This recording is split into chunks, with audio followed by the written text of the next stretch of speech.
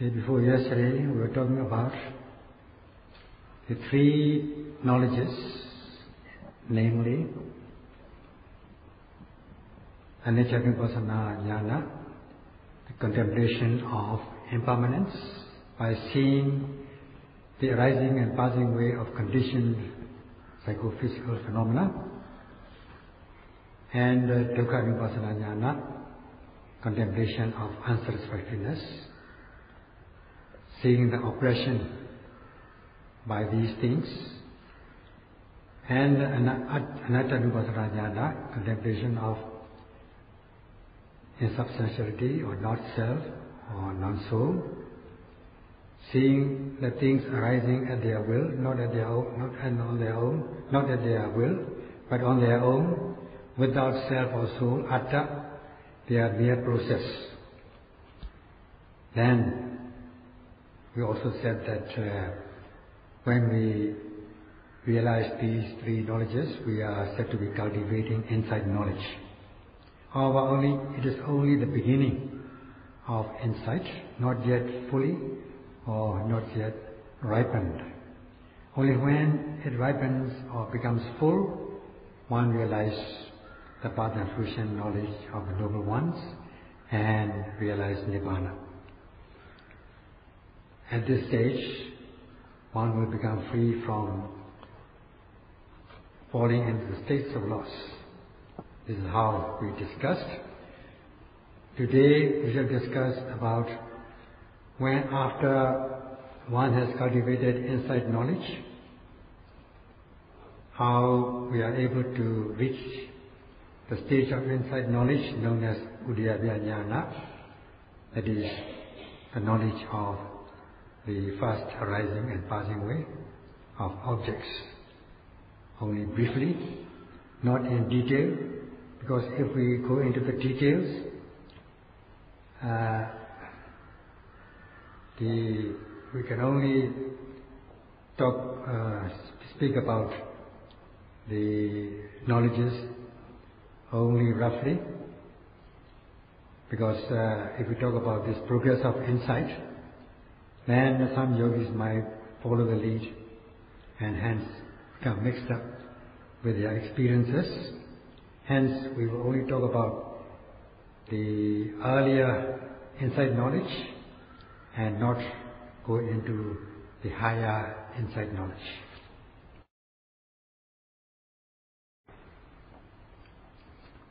When one comes to this insight knowledge, as one energizes or strengthens the three mental states, namely Viriya, Sati, Samadhi, one is bound to see two parts of each object, namely the beginning part and the end part, instead of just the middle part. When we say we don't see the middle part, that means not that it doesn't exist, but it exists. However, objects arise and pass away very fast, so that one only sees the beginning and the end part of each object. And as we note these conditioned things, we observe the fading away of these objects as arising and passing away very quickly. No sooner has it arisen, it passes away. We are very clear about these objects as they arise, giving the old giving place to the new. When we are noting rising and falling, it is not just one rising, which is made up of stiffness, tension and movement. These transitions will appear like waves in segments. No sooner has it arisen, they are gone. The old giving place to the new, it becomes manifested in the yogi's mind. And the yogi is noting the objects as if one is not missing at all. As much as the noting process is compact, one will not miss them. The same thing with other sensations or other natural phenomena such as heat, cold, stiffness, tension, movement. They will be seen in segments or giving this anew in a very clear manner. When one is doing walking meditation, when one is noting, lifting, moving and placing, one will see every detail, even to the extent of closing and opening of the eyes. When one sees in this way, one becomes skilled in one's practice. One will feel joy and feeling in a very unique way, an extraordinary feeling, experiencing extraordinary feelings such as lightness, levitations, and so on. And at this point, one sees the rising and passing away very quickly. And one will come to, when one comes to this stage of seeing the fleeting away of objects, one will experience illuminations, happiness or joy and tranquility, which are known as Upakkilesas, meaning impurities of insight.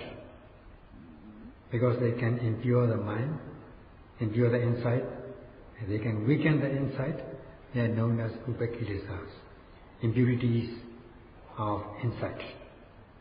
Although they are good feeling, they tend to weaken or undermine one's insight. And there are 10 kinds of impurities, or there are 10 impurities of insight. The Vipassana Kilesas, impurities of insight that we have been talking about, will not happen or do not happen to every yogi. It won't happen to those who have penetrated the Four Noble Truths and has become an Arya. So these impurities of insight will not happen to such people. And there are some people who is not doing systematically, but practicing in an abnormal way, and these impurities of insight also will not happen to such people. And then there are some yogis who are practicing, seeing the mind and body and the cause and effect. In this way, cultivate insight knowledge. After that, one takes rest and maybe practice later on. And these impurities of insight will not happen to such yogis, nor to those yogis who are lazy or sluggish. So what kind of people can experience such vipassana,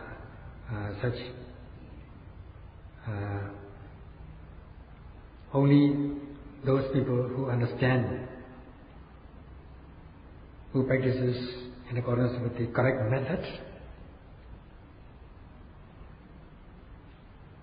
progressing along the stages of virya, energy, known as araka vipassaka, practicing according to the correct method. That means practicing according to the method of satipatthana, in the spirit of satipatthana, that is activating mindfulness with full commitment, with application of energetic aim, noting every arising mind-body objects. When one is practicing with 3 stages of energy, that is the initial launching energy in the beginning, then when one becomes lazy, one has got to step up one's energy to overcome laziness, known as Nekama Dhatu. And then the last stage of energy, that is in exerting energy in stages until one reaches the goal, That is the third type of stage of energy. And in this way, one practices with 3 stages of energy, as is said, Yuta Payuta Daya, that is applying, exerting energy and exerting more energy. First of all, the initial launching energy and the stepped up energy, liberating energy, and then the last energy to reach the goal.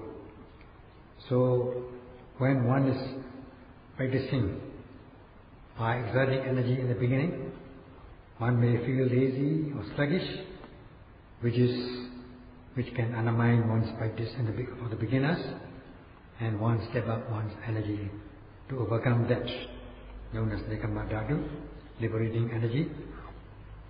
And then the final energy to reach the goal, and one's goal should be set at least to reach the first stage of sanctity, and not just practicing Vipassana, but to reach the goal. One should set a goal in any undertaking, and then one should undertake a practice until one reaches the goal. So until one should not give in until and unless one reaches the target. In this way, one exerts energy in 3 stages, and these impurities of insight can happen to such yogis. So we are talking about this Vipassana, 10 impurities of insight. They are namely Obhasa, illuminations, or seeing lights and radiations. Secondly, the knowledge of arising and passing away, the first arising and passing away. Then we have piti, rapture or joy. Passaddhi, physical, mental, calm or tranquility. Sukha, happiness or bliss. Adhimokkha, resolute faith. Pekaha, virya, the stepped up energy with building up momentum. And Upakkilesas, that is the sati, mindfulness, which is closely connected with the object of attention, seeing even the details of the objects. And Upekkha, equanimity. And lastly we have Nikanti, subtle attachment. The last one, Nikanti, subtle attachment, is the real impurity of insight, because it is a general form of craving.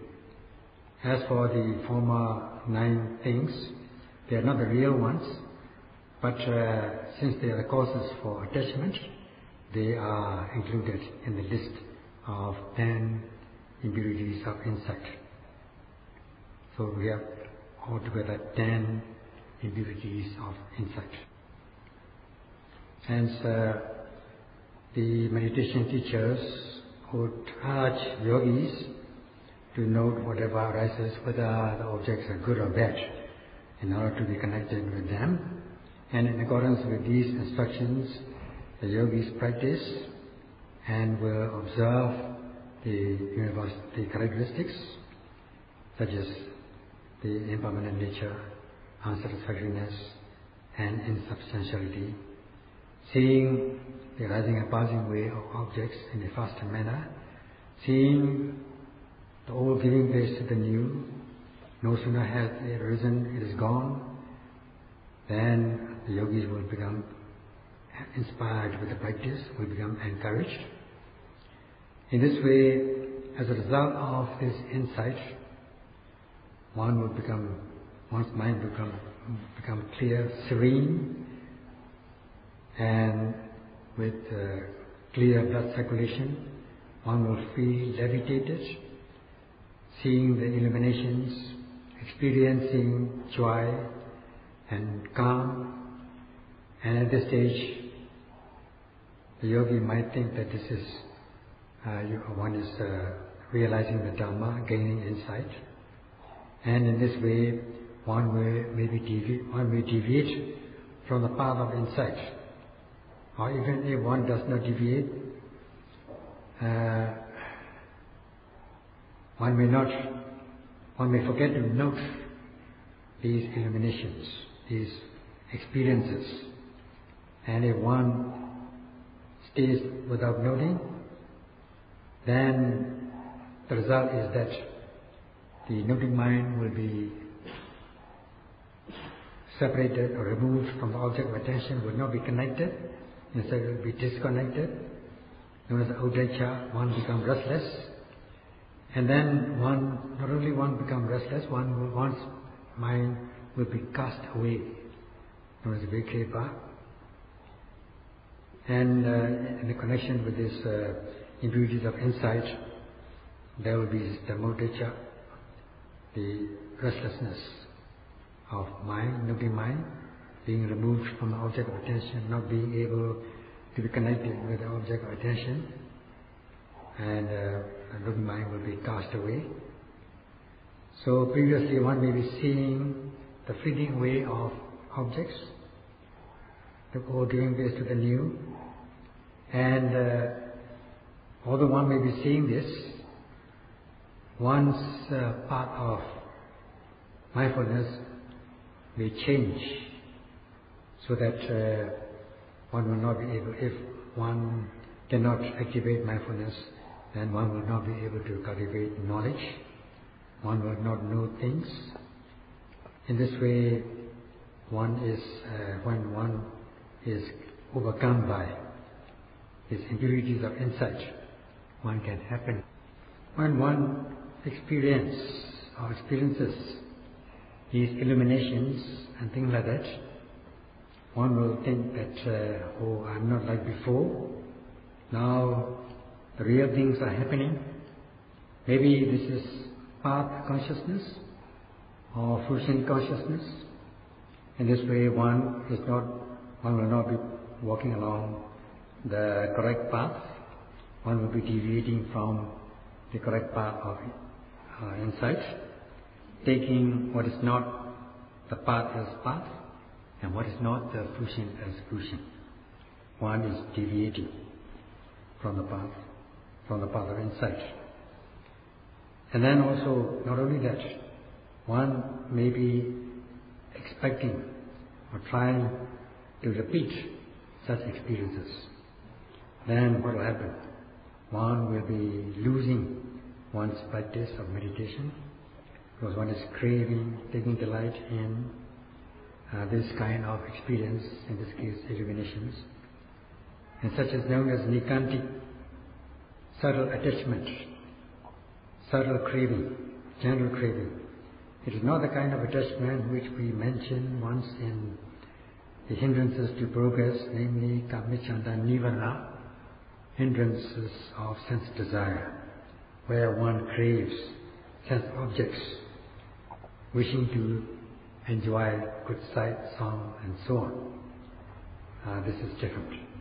But what is happening now with the impurity of insight is the kind of delight in one's experience arising out of the practice, which is different from this kammichanda nirvana, that is hindrances of sense desire. For some, when these illuminations happen, this kind of illumination may arise around one's sitting position, or in the room, around the surrounding, or outside the room, or whole monastery, or from half a mile to 1 mile. In the case of the Buddha's illuminations, radiations, it went as far as 10,000 universes.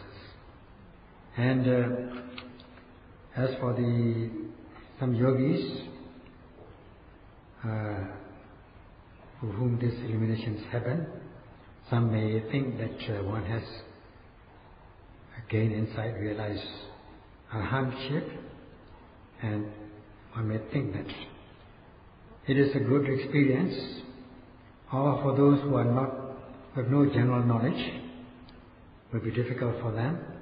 Even for those who have the general knowledge, they may become attached to such unusual experiences known as nikanti, subtle or general attachment. But for those who have general knowledge or who are knowledgeable, although they may be attached in a subtle way, such attachment will not be excessive. Later, if such yogis will continue to undertake the practice and walk on the right path, coming back on the right path and activate mindfulness, one may be able to go along the usual way until one is able to reach the higher insight knowledge. And the second ingredient of insight is Vipassana jnana or Vipassana jnana, insight knowledge. One sees the fading away of objects, the old giving place to the new in a fast manner, as much as to say one is not missing these mind-body objects at all. And even if one misses, one knows at once, and such is, sati is strong in this way. So much will be the sati and also the knowledge as a result of mindfulness. The knowledge will become very sharp, and there will be no hindrance at all. One is building up momentum with force. One is able to penetrate into the object, just like when you are cutting some vegetable with a sharp knife, it just goes right in a clear-cut manner. So also is the mind. The mind will become clear-cut and very clear with knowledge. The knowledge also is very, very, very clear. And so much so that one feels very much encouraged with the practice. And when it comes to this unusual experience of insight, one will think that one will take it as an extraordinary experience, that one is different from before. One is feeling different, or one is progressing, and one may take this experience as the path consciousness or fruition consciousness, or this is it, this sort of thing. And such kind of attachment is, even if one does not think, think in this way, one will feel attached in a subtle way to this kind of experience, known as nikanti or dhammutacha, which means a distraction or restlessness of Dhamma, restlessness due to Dhamma practice. It is the restlessness or scattering of mind as a result of ingredient of insight, so that the noting mind is not connected to the object. One is said to be deviating from the path. And then if one happens like this, all one has got to do is just note and proceed.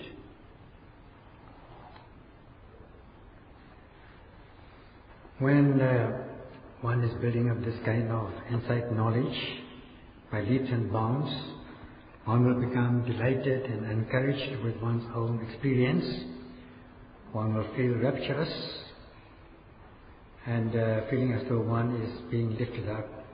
One is feeling light and levitated, and one is rising up, or one is sitting on a sofa, on a soft material, and one feels as though one is rising up, and the whole body seems pervaded with this rapturous feeling, and one will feel, one will not wish to open one's eyes even, so much one feels comfortable and joyful, and one will not disrupt or change one's sitting position. In this way, one will be able to cultivate this kind of rapturous feeling in an extraordinary manner. And the texts are given 5 kinds of piti, but here we are not going to elaborate on this point. And the whole body will feel pervaded with joy, rapture, and you have good feeling, both in body and mind. Your body and mind becomes calm, and you will not feel any heaviness. You feel very light, and you are able to note efficiently, and not like before. Before you are not so efficient. You may be slow and hesitating, but now you are very efficient. There's no such thing as sluggishness, and you are very healthy, skillful, and in this way you come to this attitude of self-confession. You wish to confess to yourself things that you have committed, especially wrongly, and you wish to confess your mistakes to your meditation teacher, because you become sincere and honest, because this malleability or softness leads you to become honest and sincere. When these things happen in a variety of experiences, one will feel well-being both in body and mind. One will feel blissful, happy, like when you come from a hot outside of the sun into a cool shade or cool room. You feel the whole body being pervaded with these cool sensations. This is a special and extraordinary experience of feeling, and yogis would feel such experience in a unique way. Hence what this is called sukha, bliss or happiness. We hear this kind of bliss or Dhamma delight, Dhamma happiness is compared with sensual happiness or sensual pleasures. It has been praised as amanussivati. This is the kind of delight which is out of the reach of human sensual pleasures. It is a kind of Dhamma delight. And to what extent is it? One may think that one's sensual pleasures are very good, but this kind of delight, Dhamma, excels manifold his human sensual pleasures. And when one experiences this Dhamma delight, one will no more esteem this very coarse or gross form of sensual delight. Instead, one will be pulled, gravitated towards this Dhamma delight, rather than to the human worldly sense pleasures. And in this way it has been praised in the text, and which kind of person gains such delight. First of all, it will happen to those or to one who goes into a secluded place, who goes into seclusion, have a meditation retreat, and activate his or her mindfulness according to the saying, to guarding one's mind with vigilant mindfulness of every arising, with commitment of the practice, namely exerting these two mental powers, aiming and energy, sustaining one's mindfulness, deepening concentration, and with the strength of Virya Samadhi, one is bound to realize the Santa Chittasa, that is peaceful mind.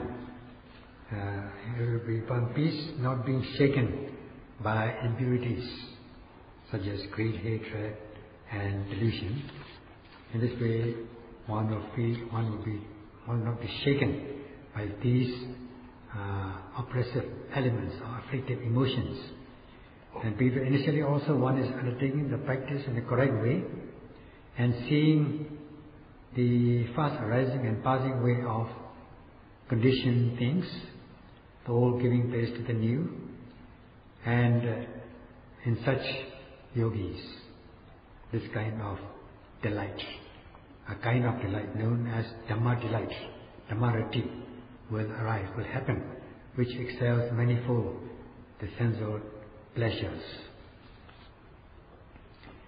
Then when one sees the first rising and passing away of psychophysical phenomena, and experiencing this rapturous feeling, from minor rapturous feeling to major rapturous feeling, in a wonderful manner, and one is said to be praised in this way. That is, whoever sees the rising and passing away of conditioned objects, one will feel joy, pity, and this kind of pity is likened to, or is praised as amata. Amata means deathless state, deathlessness or deathless state. However, this pity also arises and passes away, just like any psychophysical phenomena, conditioned things. This is just given as in a figurative sense. It's not the real amata or deathless state. It is said as deathless because if one practices after this, continues to practice in this way, one is bound to realize the deathless state definitely. One is bound to realize this deathless state definitely. That is, deathless state means the state of freedom from old age, disease and death, freedom from grief, lamentation, physical, mental suffering. And then if one practices in this, one is bound to realize in this very life the path and fruition of the knowledge of the noble ones and realize Nibbana. Because one is fulfilled with these 5 elements of striving, or limbs of striving, namely faith and confidence in the Buddha and the Satipatthana Bhavana. Secondly, one must be healthy. Another thing is one must have sincerity of mind, honesty of mind, not to cover up things and not to pretend things. And then another thing is to be able to exert energy in 3 stages and to see the rising, to cultivate knowledge of rising and passing away of psychophysical phenomena, and of course Vipassana, Upakkilesas are also involved in that. And if one continues to practice in this way, one is bound to realize this deathless state in this very life. And this kind of hence, this piti has been given in the figurative sense as amata, deathless or deathlessness. And then this adhimokkha, resolution or resolute faith. And if one is not able to cultivate knowledge by one's own personal realization, it is difficult to accept things. Now, as for the yogis, they are able to realize through their personal realization by seeing the mind and body and the conditionality of mind and body, seeing the arising and passing away, cultivating these universal characteristics of impermanence and so on. In this way, one cultivates insight knowledge, seeing the fleeting way of objects, experiencing also these illuminations in an extraordinary manner. And nobody else needs to exhort you or ask you to have faith in, to have faith to believe it, but you yourself will believe it with your own personal realization, such as adhimokkha. And this faith and confidence associated or as a result of insight knowledge will arise, so that one's mind and mind states will become very clear. Mindfulness will be very, very good, very efficient. So will be the concentration. Samadhi will deepen, and then you'll be able to see things in a clear-cut manner, so that your faith and confidence will become very powerful at this stage. So you will come to conclude that this practice is correct, this is it. And the Buddha himself had practiced this meditation, and in this way you'll be able to cultivate faith and confidence, and also not only in the Buddha but also to the practice, and also those who exhort you to practice, to undertake the practice. You become respectful and devoted to such people, and then you will wish others also to undertake the practice like yourself, and such is adhimokkha, resolute faith. In this way, one is able to conduct oneself in the right way.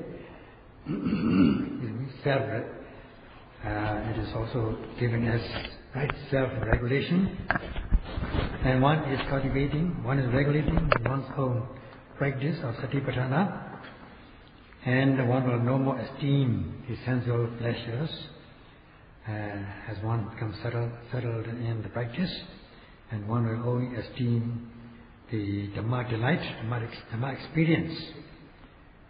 And we shall continue with the rest of the 4 impurities of insight tomorrow.